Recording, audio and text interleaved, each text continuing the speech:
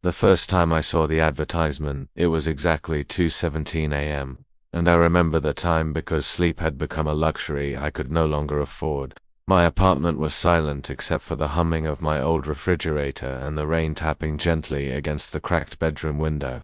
Bills covered my kitchen table like a second layer of wallpaper, each one reminding me that I was running out of time.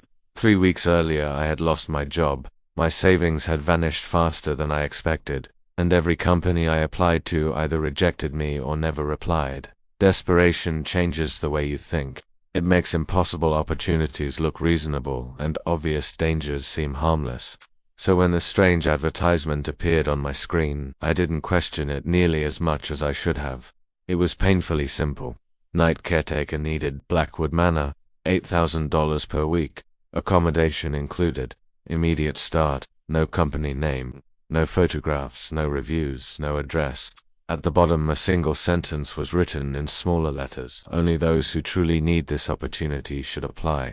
I stared at those words for several minutes because they felt strangely personal, almost as if whoever wrote them knew exactly who would be reading them.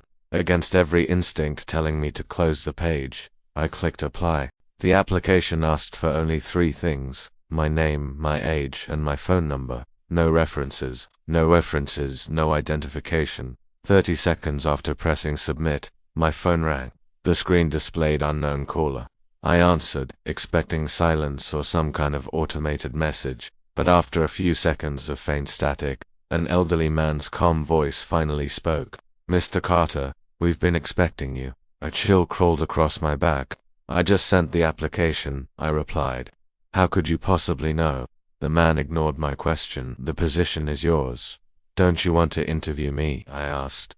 A quiet laugh echoed through the phone. "Qualification isn't what Blackwood Manor requires." Those words unsettled me more than I wanted to admit. Before I could ask another question, he continued, "Pack enough clothing for an extended stay. A driver will collect you tomorrow at precisely 6 o'clock in the evening." "How long will I be staying?" I asked. The silence that followed lasted almost 10 seconds before he answered. "Most people stay longer than they expect." The line disconnected. I tried calling the number back, but it didn't exist. I barely slept that night. Every time I closed my eyes, I kept hearing that sentence. Most people stay longer than they expect. The next day I packed a small suitcase with clothes, toiletries, my laptop, and the only photograph I still carried of my younger sister, Emma. She had died 5 years earlier in a car accident. And although everyone told me time would make the pain easier, they were wrong. Some losses simply become quieter. At exactly 6 in the evening, a long black car stopped outside my apartment. It looked expensive, but strangely old, like something from another decade. The driver stepped out wearing a perfectly pressed black suit. He didn't smile or introduce himself. He simply opened the rear door and said, "Mr. Carter." During the journey he never spoke again. The city slowly disappeared behind us, replaced by endless forests that seemed untouched by time. The further we drove, the darker the world became. Streetlights vanished. Phone signal disappeared. Even the rain seemed quieter out there. I checked my phone one last time before giving up. No service. The driver finally broke the silence without looking at me. "You won't need that where you're going." His voice was low and emotionless. "How much farther?" I asked. "We're almost home." The word felt wrong. After another hour, the road narrowed until tree branches scraped loudly across both sides of the car like fingernails dragging against metal. Then, without warning, the vehicle stopped. I stepped outside into freezing air and immediately noticed something deeply unnatural. The forest was completely silent. There were no insects, no birds, no wind moving through the trees. It felt as though every living thing had abandoned this place years ago. Then I looked up. Blackwood Manor stood before me, towering over the forest like a forgotten cathedral. Massive stone walls stretched into the darkness, while hundreds of black windows stared down at me like empty eyes. Thick vines climbed across the ancient building as though nature itself was trying to imprison whatever lived inside. Lightning flashed overhead, illuminating the manor for only a second, but during that brief moment I saw a figure standing perfectly still behind one of the upstairs windows. When darkness returned, it was gone. The enormous front doors slowly opened on their own without making a single sound. Behind me, the car engine started. I turned around in panic. "Wait," I shouted. The driver never looked back. Within seconds, the taillights disappeared into the forest, leaving me completely alone. My heart pounded so loudly I could hear it in my ears. Every instinct screamed at me to run. Yet another part of me, the desperate part that needed the money, forced my feet forward. Then, from somewhere deep inside the manor, a calm voice echoed through the darkness. "We've been waiting for you, Mr. Carter." I tightened my grip on my suitcase, swallowed the fear rising inside my throat, and stepped across the threshold, never realizing that the moment those doors closed behind me, my old life had ended forever. The heavy wooden doors slammed shut behind me with a deafening boom that echoed through the endless halls of Blackwood Manor. I spun around instinctively and grabbed the iron handle, pulling with all my strength, but the door refused to move. It felt less like a door and more like a solid stone wall. My heartbeat quickened as I realized the driver was gone and I was completely alone. The silence inside the manor was somehow even more disturbing than the silence outside. Every breath I took echoed through the enormous entrance hall, where towering marble pillars disappeared into darkness above. Dust floated lazily through pale moonlight streaming from stained glass windows, and the air carried the scent of old wood, damp stone, and something else I couldn't identify. Something rotten. As I slowly stepped farther inside, I noticed dozens of portraits hanging along both sides of the hallway. Every painting showed a different caretaker standing in front of the manor, each one dressed in black and staring directly at the artist with lifeless expressions. Their faces looked unnervingly realistic, almost like photographs hidden beneath layers of paint. I walked closer to inspect one of them and noticed the small brass plate beneath the frame, Thomas Gray, 1978.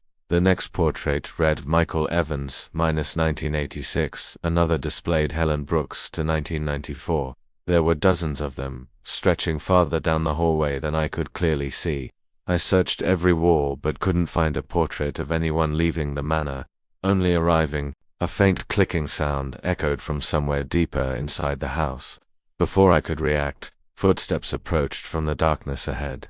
An elderly man emerged carrying a brass lantern whose warm light barely reached the surrounding walls. He looked to be in his late 70s, dressed in an immaculate black suit that seemed untouched by dust despite the age of the building. His silver hair was neatly combed back, and his pale blue eyes held an unsettling calmness. He smiled politely before stopping a few feet away. "Welcome to Blackwood Manor, Mr. Carter," he said softly. "My name is Arthur. I have been expecting you." I forced myself to return the greeting even though every instinct urged me to leave. "Are you the owner?" I asked. Arthur smiled without answering immediately. "No," he finally replied. "I simply take care of the house until someone else arrives." Something about the way he emphasized the last sentence made me uncomfortable. Before I could ask what he meant, he gestured for me to follow him.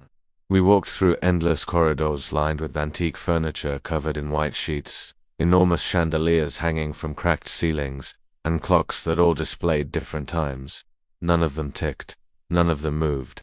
It was as if time itself had stopped somewhere inside these walls. Arthur eventually led me to a surprisingly clean bedroom on the second floor. A neatly made bed stood beside a stone fireplace, and a small leather journal rested on an old wooden desk near the window. "This room is yours," he said. "Dinner is served every evening at 8. Breakfast appears every morning at 7. You need not concern yourself with who prepares it." I frowned. "Appears?" Arthur ignored the question and instead handed me an old iron key attached to a faded leather tag marked Room 217. "Keep this with you at all times," he said quietly. As he turned toward the door, he suddenly stopped. His expression changed for the first time since we met. The warmth disappeared from his face, replaced by something that looked remarkably like fear. "There are rules," he whispered. "Follow them exactly, and Blackwood Manor may allow you to leave one day." My mouth went dry. Arthur slowly raised one finger. "Rule 1. Never leave your room between 3 o'clock and 3:13 a.m., no matter what you hear outside." He raised a second finger. "Rule 2. If you hear someone crying for help, do not answer. The house knows how to imitate familiar voices." A third finger followed. "Rule 3. Never look through the eastern hallway window after midnight." He paused before continuing. "Rule 4. If the grandfather clock in the entrance hall begins striking 13 times instead of 12, hide immediately. Arthur's voice grew quieter with every rule. Rule 5. Under absolutely no circumstances should you open the red door in the basement. The way he said those words made the room suddenly feel colder. What's behind it? I asked. Arthur stared at me for several seconds before replying, nothing that wants to remain forgotten. A silence settled between us that felt heavier than the walls themselves. Finally, he reached for the bedroom door. Sleep while you still can, Mr. Carter, he said without turning round. Your first night begins in less than 4 hours. Then he walked away, leaving me alone with the journal, the iron key, and the growing realization that accepting this job had been the worst decision of my life. As I sat on the edge of the bed trying to process everything that had happened, a soft knock echoed from inside the wardrobe across the room. 3 slow knocks, then silence. I stared at the wooden doors, convinced I had imagined it. A few seconds later, 3 more knocks echoed from inside the wardrobe, followed by the unmistakable sound of someone whispering my name. The old grandfather clock somewhere below struck midnight with a deep metallic chime that echoed through every corridor of Blackwood Manor. I closed the leather journal and glanced toward the bedroom window where heavy rain continued to pour over the endless forest surrounding the estate. Arthur's rules replayed in my mind over and over again, each one sounding more ridiculous than the last. Yet something about his terrified expression convinced me they weren't jokes. I checked my watch. Las 12:01 alto m. 4 hours until sunrise, I told myself. Just stay in the room. Just survive the night.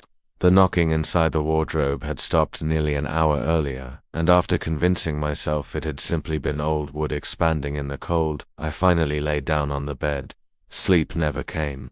Every tiny sound inside the manor seemed unnaturally loud: the crackling fireplace, distant footsteps above my ceiling, the occasional groan of ancient pipes buried inside the walls. It felt less like a house settling, and more like something breathing. At exactly 2:47 a.m., I heard footsteps outside my bedroom door, slow, deliberate. They stopped directly in front of my room. I held my breath. 3 gentle knocks followed. Mr. Carter, a woman's voice whispered from the hallway. My blood froze. The voice sounded painfully familiar. Please, open the door. I sat upright in bed, staring at the handle as memories rushed back into my mind. It couldn't be. It was impossible. Daniel, the voice said again, this time trembling with emotion. It's Emma. My heart nearly stopped. Emma, my sister. The same voice I hadn't heard in 5 years. Tears filled my eyes before I even realized it. Please, she whispered. I'm scared. I took one step toward the door before Arthur's warning exploded inside my head. The house knows how to imitate familiar voices. I stopped. My hand hovered inches from the handle. The voice outside began crying softly. Why won't you help me? She sobbed. You promised you'd never leave me alone. Every word struck like a knife. It knew things no stranger should know. It knew our childhood promise. It knew the guilt I carried every day since the accident. My breathing became uneven as the crying slowly turned into desperate screaming. Open the door. Emma's voice suddenly twisted into something monstrous, deep and distorted, followed by violent scratching that ripped across the wood from the other side. The bedroom walls trembled as something slammed against the door over and over again, then complete silence. I stood frozen for several minutes before checking my watch. 3:09 a.m. 4 more minutes. Don't move. Don't make a sound. Suddenly every clock inside the manor stopped ticking at once. A suffocating silence swallowed the house. Then, somewhere deep below my room, the grandfather clock began to ring. 1, 2, 3. I counted each strike while gripping the edge of the bed until my knuckles turned white. 4, 5, 6, 7, 8, 9, 10, 11, 12. The ringing should have ended instead. Another chime echoed through the darkness. 13. Arthur had warned me. If the grandfather clock strikes 13, hide immediately. Panic surged through my body. I looked around the room for somewhere to hide before diving beneath the bed just as heavy footsteps thundered down the hallway outside. They weren't human footsteps. Each one shook the floorboards as though something impossibly large was walking past my door. From beneath the bed I could see only a narrow strip of the room illuminated by moonlight. The footsteps stopped outside my bedroom.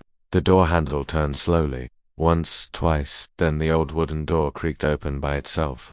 My heart pounded so violently I was certain whatever stood there could hear it. I couldn't see its face, only two impossibly long legs standing in the doorway. They were unnaturally thin, covered in what looked like black cracked skin, ending in enormous clawed feet that barely fit through the entrance. A horrible clicking sound echoed from somewhere high above, far beyond my field of vision, as if the creature's neck was bending at impossible angles. It remained perfectly still for nearly a minute. Then I heard it inhale, not through a mouth, but through dozens of tiny breaths happening at once, slowly, impossibly slowly. It stepped into the room. I squeezed my eyes shut, silently begging it not to look beneath the bed. Seconds stretched into what felt like hours before another loud clicking sound echoed through the room. The creature seemed confused. It knew someone was there. It simply couldn't find me. Then, without warning, the whisper returned.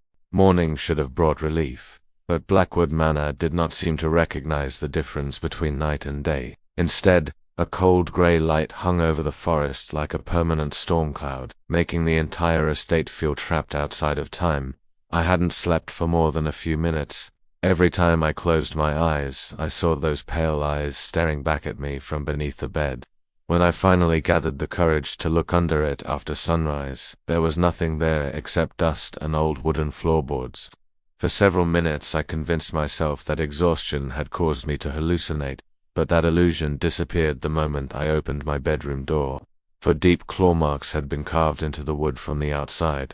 They stretched from the top of the door almost to the floor, as though something enormous had tried to force its way inside during the night.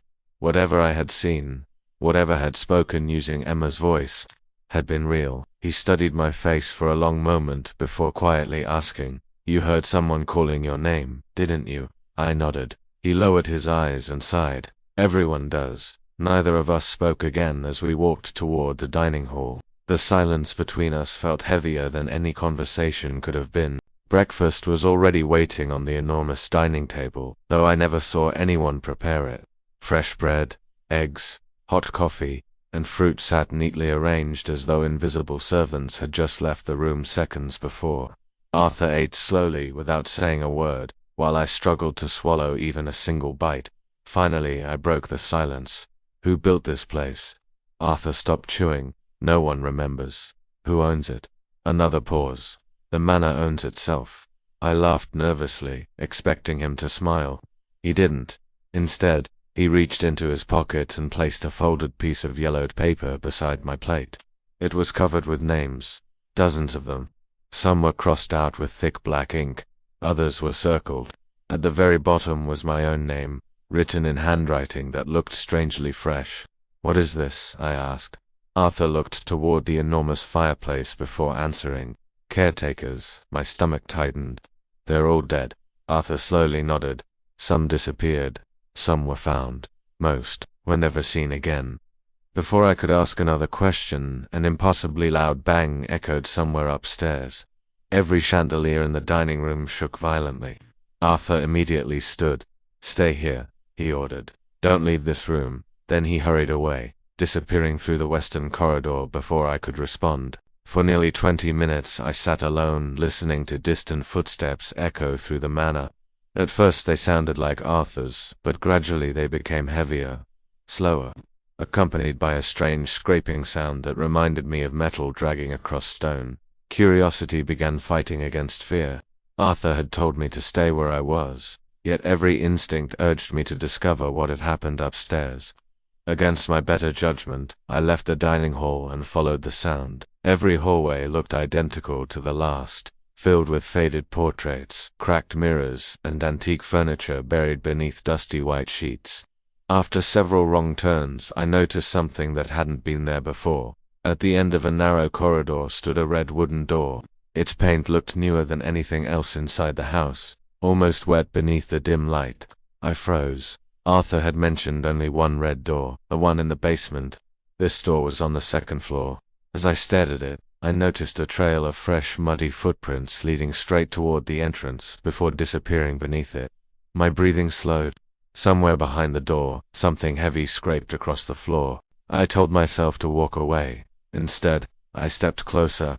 The air became colder with every step until I could see my own breath drifting in front of my face. Strange symbols had been carved into the walls surrounding the doorway, symbols that looked ancient and uneven, as though someone had desperately scratched them into the stone using their bare hands. Then I heard whispering. At first it sounded like several distant voices speaking all at once. Gradually they became clearer. They weren't speaking to each other. They were speaking to me. "Help us," one whispered. "Don't leave," another begged. "It's still hungry," a third voice cried before fading into silence. My hand slowly reached toward the brass handle. Before my fingers could touch it, someone violently grabbed my shoulder. I spun around with a terrified scream. Arthur stood behind me, his face completely drained of color. "What are you doing?" he demanded. "You said the red door was in the basement," I replied. "This isn't the same one." Arthur stared at the door for several seconds before looking back at me. "There wasn't a door here yesterday." Arthur's hands trembled as he slowly raised the lantern toward the red door. The whispering stopped instantly. For one brief moment, the corridor became unnaturally silent. Then the handle began turning by itself. Very slowly, inch by inch. The door creaked open just enough to reveal complete darkness beyond it. Arthur stepped backward. "Run," he whispered. I had never heard fear in his voice until that moment. "Run now." Before either of us could move, a long, impossibly pale hand slowly emerged from the darkness inside the doorway and wrapped its fingers around the frame, followed by the sound of something smiling without making a single breath. Its fingers stretched impossibly far, scraping deep grooves into the stone floor where I had been standing only a second earlier. We ran without looking back. Behind us came the sound of slow footsteps, each one echoing through the manor like a hammer striking stone. It didn't need to. It moved with the confidence of something that already knew there was nowhere to escape. We didn't stop until we reached the library, where Arthur slammed the heavy oak doors shut and pushed an enormous bookshelf against them. The footsteps outside continued for another minute before fading into silence. Arthur collapsed into a chair, breathing harder than I had ever seen him breathe before. His face had become ghostly pale. "It found another entrance," he whispered. "That has never happened before." I demanded answers. "What is this place? What was behind that door?" Arthur stared into the darkness for several long seconds before finally speaking. "Blackwood Manor was never built to keep people out. It was built to keep something in." The library was unlike any room I had seen inside the manor. Thousands of ancient books covered the towering shelves from floor to ceiling, many so old their leather bindings had turned almost black with age. Thick dust covered everything except a single wooden desk in the center of the room. Resting upon it was a massive journal bound in cracked black leather. Arthur carefully opened it, revealing pages filled with handwritten entries spanning more than 2 centuries. Every caretaker had recorded their experiences before disappearing. Some entries described whispers in empty rooms. Others spoke of impossible creatures wandering the halls after midnight. Many pages ended abruptly in the middle of sentences, as though the writers had been interrupted by something they never had the chance to describe. Arthur turned slowly until he reached the final completed entry.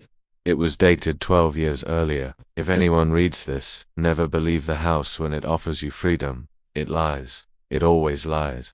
The door beneath the chapel must never be opened again. Tell him to leave before the house learns his name." I looked up in confusion, which means we're already too late. Before I could ask what he meant, the entire manor trembled violently. Books crashed from the shelves as dust filled the air. Somewhere below us, a deafening metallic groan echoed through the foundations, followed by the unmistakable sound of massive chains snapping one after another. Arthur's eyes widened with horror. "No," he whispered. "It's waking up." He hurried toward the far side of the library and pulled aside an enormous tapestry hanging on the wall. Hidden behind it was a narrow stone staircase spiraling deep beneath the manor. A freezing wind drifted upward from the darkness below, carrying with it the smell of damp earth and old blood. Arthur lit another lantern from a nearby cabinet and handed me a rusted revolver.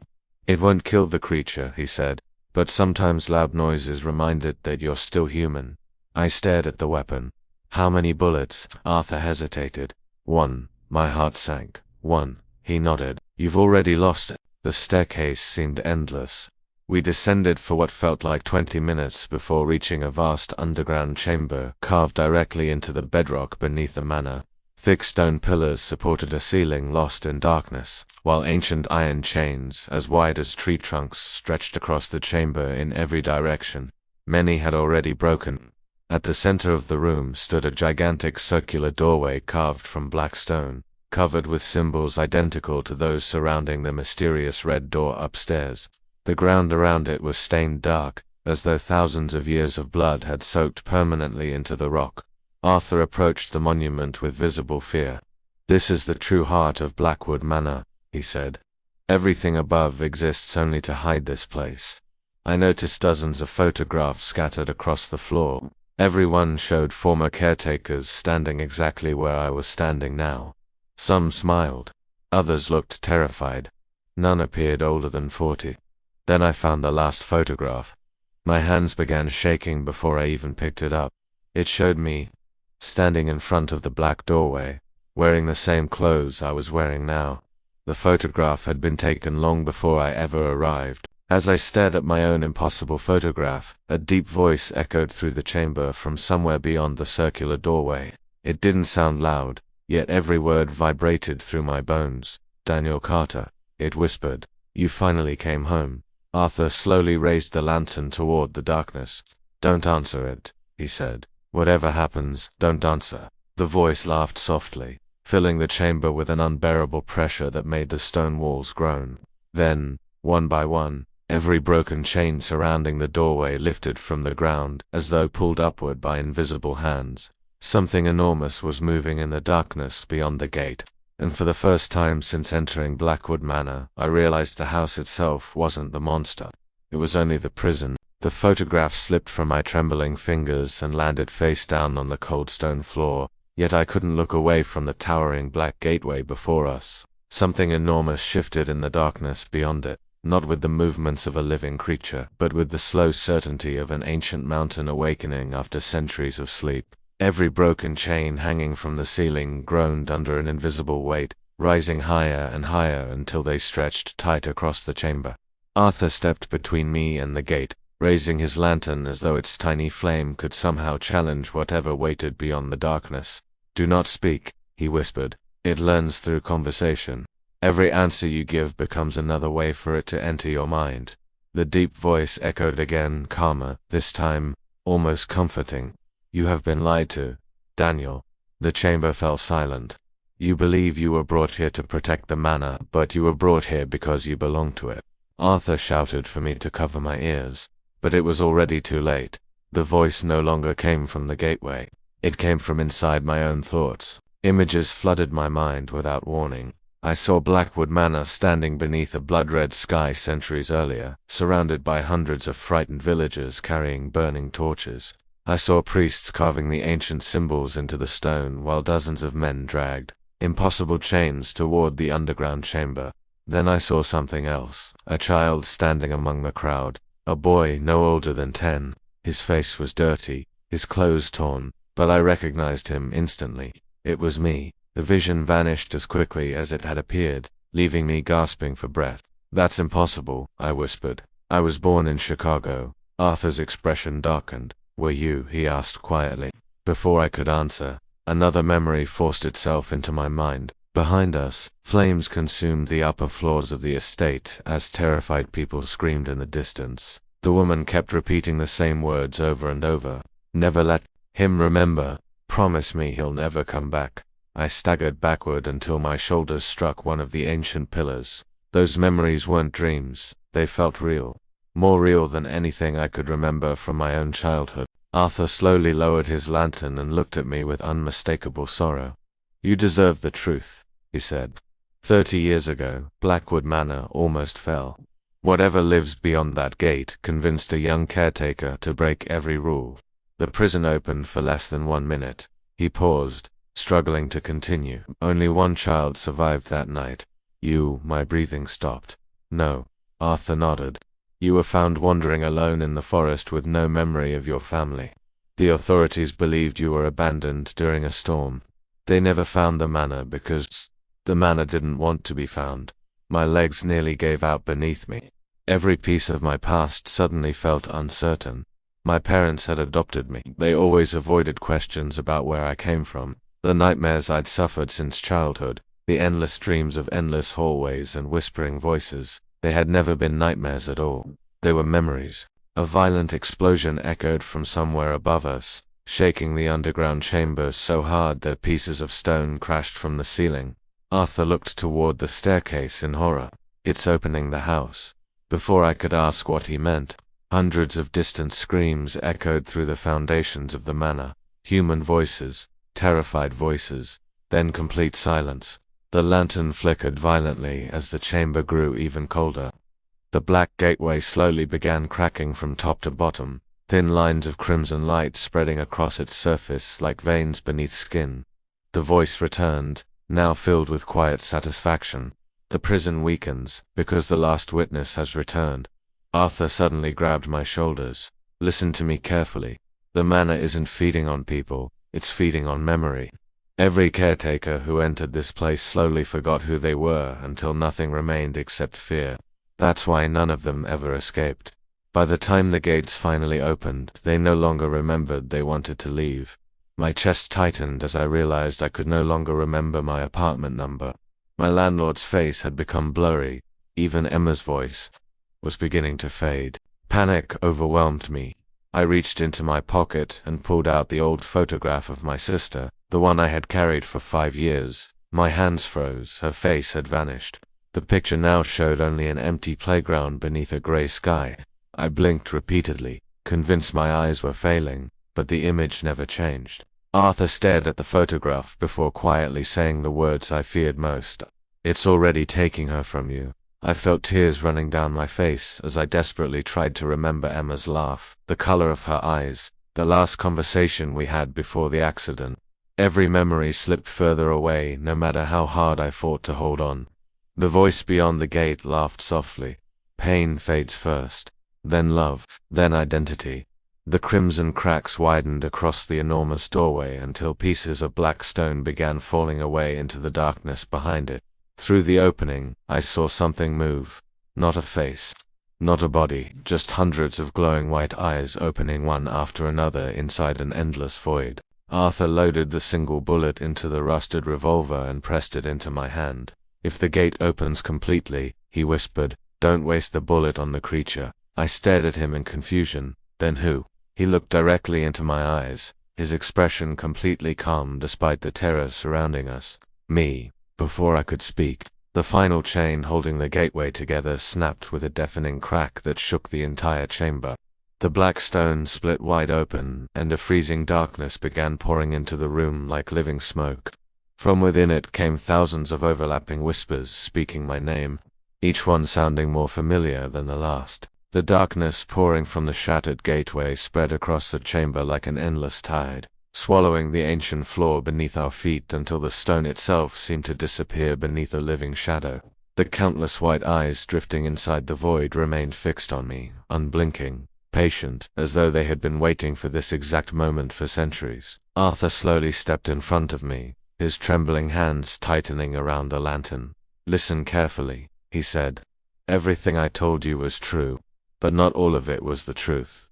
Before I could ask what he meant, he removed a small silver key hanging from a chain around his neck. It was old, worn smooth by decades of use. "Every caretaker believes they're here to guard the prison. They're not. They're here to replace the previous keeper." My chest tightened. Arthur smiled sadly. "I've been here for 43 years. The word struck harder than any monster could. 43, he nodded. I arrived believing it would only be one night. Tears formed in his eyes as he looked around the endless chamber. The manor feeds on time as easily as it feeds on memory. Suddenly the shadow surged forward. Arthur shoved the silver key into my hand. "There is one final lock hidden inside the heart of the gate. If you reach it before the creature fully crosses over, the prison can still be sealed." "What about you?" I asked. Arthur looked toward the darkness where an enormous silhouette was beginning to take shape. Someone must remain behind. Before I could stop him, he stepped directly into the spreading shadow. The creature paused. Hundreds of eyes turned toward Arthur instead of me. He lifted the lantern high above his head and shouted with a voice louder than I had ever heard from him. "Run, Daniel." The shadow exploded around him like a storm. The lantern shattered. Arthur disappeared without another sound. Every instinct told me to go back for him, but the chamber was collapsing. Massive stone pillars cracked apart, sending enormous chunks of rock crashing onto the floor. The black gateway had opened wider than ever before, revealing a staircase descending into absolute darkness beyond the prison. Clutching the silver key, I forced myself forward. The air grew colder with every step until breathing became painful. Whispering voices surrounded me from every direction. They no longer threatened me. They begged me. "Stay, rest, you belong here." They sounded like friends I couldn't quite remember. They sounded like my parents. They sounded like Emma. I covered my ears and continued walking. At the bottom of the staircase stood a single iron pedestal holding a lock unlike anything I had ever seen. It had no keyhole, only a smooth black surface covered in ancient symbols. As I approached, the silver key in my hand began glowing with a pale blue light. Behind me, the creature finally emerged from the gateway. It had no fixed shape. It was made entirely of darkness, shifting constantly between countless impossible forms, while hundreds of glowing eyes floated across its surface like stars trapped inside black water. Wherever it moved, the stone floor withered into dust. The whispers stopped. Complete silence filled the chamber as the creature watched me raise the key toward the pedestal. The moment the key touched the lock, another vision overwhelmed me. I saw every caretaker who had ever entered Blackwood Manor standing together inside the same chamber. Thomas Gray, Helen Brooks, Michael Evans, dozens of others. Arthur stood among them, younger now, smiling faintly. None of them looked afraid anymore. They were holding the prison shut together. They had never truly disappeared. They had become part of the seal itself. Arthur looked directly at me through the vision and spoke one final sentence. "A prison is only as strong as the people willing to protect it." The vision vanished. The silver key dissolved into light and flowed into the ancient lock. For one terrifying second, nothing happened. Then the entire chamber erupted in blinding white light. The creature screamed not with rage, but with disappointment. The countless eyes began closing one after another as enormous chains burst from the walls and wrapped themselves around the gateway once more. The darkness fought desperately against them, but the prison was rebuilding itself. The last thing I heard before everything went black was Arthur's calm voice echoing somewhere beyond the light. "Go home, and never come back." When I opened my eyes, I was lying beside an empty road beneath the gray morning sky. My suitcase rested a few feet away, untouched, as though someone had carefully placed it beside me. Blackwood Manor was gone. The forest stretched endlessly in every direction, but there was no sign of the mansion. No driveway, no gate, not even the road that had brought me there. After wandering for nearly an hour, I found a passing truck whose driver insisted he had never heard of any estate called Blackwood Manor. According to him, the forest had been abandoned for generations.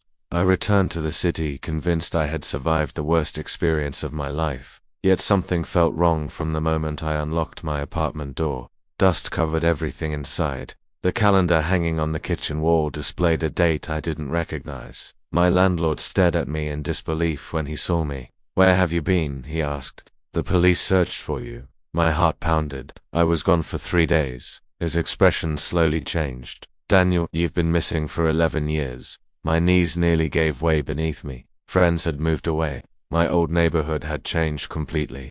My phone number belonged to someone else. The world had continued without me while I believed only a single night had passed. Yet the strangest discovery came a week later.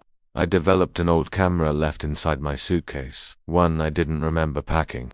Every photograph was empty except the last. It showed the entrance hall of Blackwood Manor. The portraits still lined the walls exactly as I remembered, but there was one more than before. Hanging at the very end of the corridor was a new painting. It showed Arthur standing beside another caretaker. Me. Both of us faced the viewer with emotionless expressions beneath a brass nameplate that simply read, "The Keepers." I burned the photograph that same night, but the next morning it was lying untouched on my kitchen table. Years have passed since then. I have never found the manor again. Although sometimes I wake in the middle of the night convinced I can hear the distant ringing of a grandfather clock striking 13 times. Whenever that happens, I avoid looking outside my bedroom window. I don't answer unexpected knocks after midnight. And every year, on the exact date I accepted that impossible job, an envelope appears outside my front door with no stamp and no return address. Inside is always a single sheet of paper bearing the same sentence in faded black ink. Your replacement has not yet arrived. Last winter, curiosity finally overcame fear. I searched every public record, every historical archive, every forgotten newspaper article mentioning Blackwood Manor. I found nothing, until an elderly librarian handed me a damaged journal recovered from a church fire more than a century ago. Most of its pages had turned to ash, but one sentence remained perfectly readable. It wasn't written by Arthur. It wasn't written by any caretaker. It was written by the man who built the prison itself. The creature cannot escape while someone remembers why the gate must remain closed. I closed the journal and suddenly realized something that chilled me more than anything I had experienced inside the manor.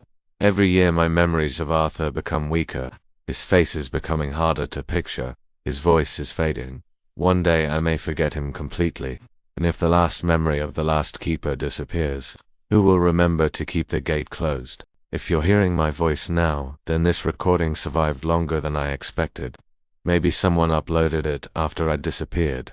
Maybe you're listening because you were searching for ghost stories late at night, or maybe you saw the same advertisement I did. If one evening your phone rings only seconds after you apply for a job you don't remember searching for, if an old man tells you that you've already been expected, if a black car arrives precisely at 6 o'clock, do yourself one favor that I was too desperate to do. Don't get inside. Because some places aren't haunted by the dead. Some places are haunted by the promises people make to keep the rest of the world alive. And somewhere beyond midnight, Blackwood Manor is still waiting for its next caretaker.